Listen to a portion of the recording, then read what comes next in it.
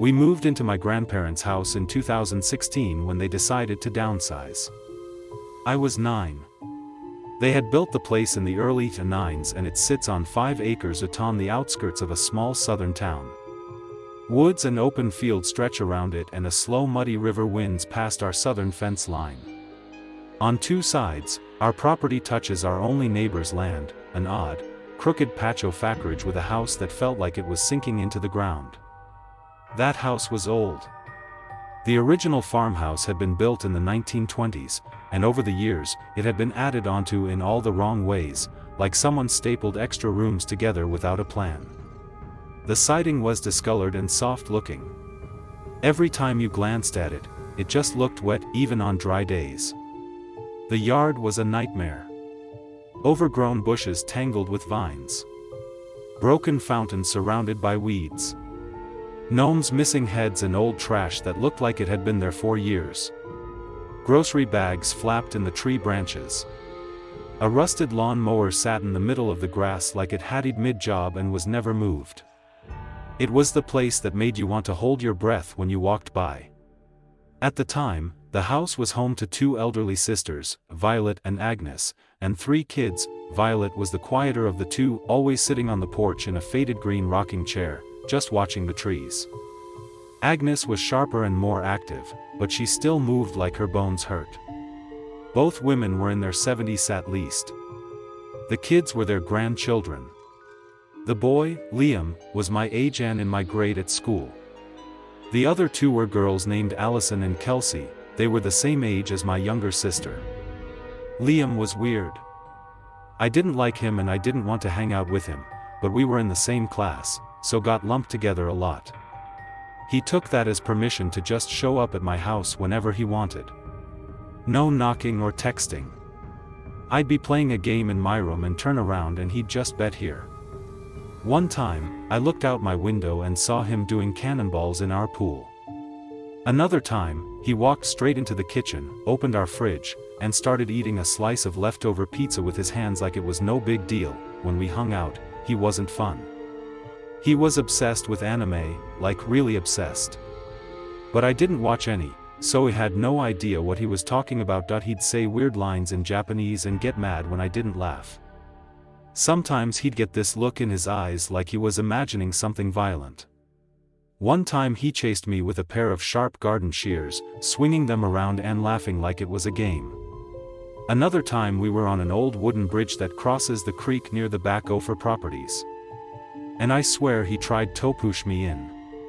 He claimed it was a joke, but the way he smiled after, I knew he meant it. The twins were different, quiet, and almost invisible. Their clothes were always dirty, and they had speech impediments that made it hard to understand them. It was obvious nobody at home was helping them. Their voices were garbled like they were still toddlers even though they were 7. They flinched easily and they always looked hungry. Their dad was in and out of jail so he wasn't around. And that brings us to the mom, Teresa.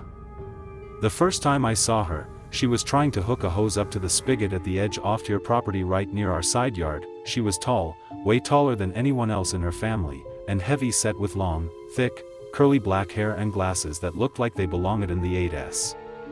She was different, put together in a way that the rest of the family wasn't. Her clothes were clean, her hair was always styled, too. She smiled at me like she'd been waiting for me to come over. She asked me if I could help her with the faucet and said it was stuck. I walked over and turned it, and it moved easily. She gasped and clapped her hands. Told me I was so strong and how lucky she was I came over. I felt proud. She made me feel like I was something special. Then she said, "Did you know you have a third eye?" I blinked. What? She smiled wider and said, "We all have one. Not a physical eye, but a spiritual one." She said, "It lets you see the truth, whatever that meant." Before I could ask anything, she started walking back toward her house and told me to come with her, so I did. The inside of their house hit me like a wave of rot. It smelled like spoiled food, mildew, and something worse I couldn't place. Trash was everywhere, garbage bags torn open, rotting food on plates, stained furniture, even dirty diapers were stuffed behind the couch. It tried to leave, but Teresa grabbed my wrist and led me upstairs. Her room was nothing like the rest of the house. It was pristine with pink wallpaper, clean carpet, shelves full of porcelain dolls, and very ornate old furniture. The air smelled like rose water and old perfume. It was like I stepped into a different building. She gestured for me to sit on a little cushioned stool in the corner and then walked over to her vanity and opened a drawer. She pulled out a silver tray with a black candle, a crystal, and a thick leather-bound book. The second I saw the pentagram on the cover, my stomach turned. My parents are Catholic. I knew what that symbol meant. And suddenly, I started seeing it everywhere.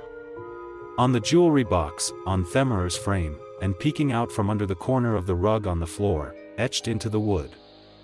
I jumped up. Sorry, my mom wants me home. Bye. I didn't wait for a response. I ran. In 2019, Agnes had a heart attack and died inside the house. I heard she collapsed in the living room in front of all the kids. I went to the funeral. It was in his rundown Baptist church on the edge of town. The family was stone-faced, like they didn't know how to react, except for one woman who I'd never seen before. She sat in the second pew, sobbing so loud it echoed. Nobody acknowledged her. That same year, Liam disappeared. The history was that he tried to kill one of the twins and was sent to a psychiatric facility. I never got the full details, but my parents sat my sister and I down that night and said in no uncertain terms, we were never to go near that family again. I remember their faces, grim and serious. That's when it all clicked. All the little things I hadn't understood. The weird stuff, the fear. Eventually, the rest of the family moved away. They left Violet behind. Just an old, frail woman living alone in that collapsing house. She passed away in 2020. Alone in that house. Her estate went up for auction. A few months later, one of my old elementary school teachers, Mrs. S., bought it with her husband. They tore down most of the structure, but kept the original 1920 section, the same part where Teresa's room had been. Mrs. S. invited us over to see the renovations. It was beautiful. Open floor plan, all new appliances, and fresh paint. She showed us upstairs and that's when my skin started crawling. We were in her room and I could feel it. Even though the floors were carpeted now, I knew the pentagram was still there, like the floor remembered. I felt nauseous, like something was watching me from the walls. I told Mrs. S. I had a headache and had to go. She was disappointed. I was supposed to stay for dinner. I avoided the house after that until last year. Mrs. S. asked me to dog sit while they went out of town for a week. I said yes. I figured it was just a job. Easy money. Every night I'd ring the doorbell and they'd buzz me in through the smart lock. Their dogs, the Shih Tzu named Muffin and a snorting little pug named Henry, would greet me, tails wagging. The first 4 nights were quiet, peaceful even. I'd feed the dogs, play with them a bit, turn on the porch light, and lock up. But on the last night, I was about to leave when Henry started barking at the staircase. He planted his little legs and just barked over and over. Muffin backed away, whimpering. There was nothing there. And then thump. It came from upstairs. Another thump, louder this time. I didn't stay to investigate. I ran to the front door, slammed it behind me, and locked it. The whole walk home, I couldn't shake the feeling something had followed me. Now it's 2025. We hadn't heard a word about the family in over 4 years. That is until recently. A girl from school told me she saw Teresa at a farmer's market in a nearby town.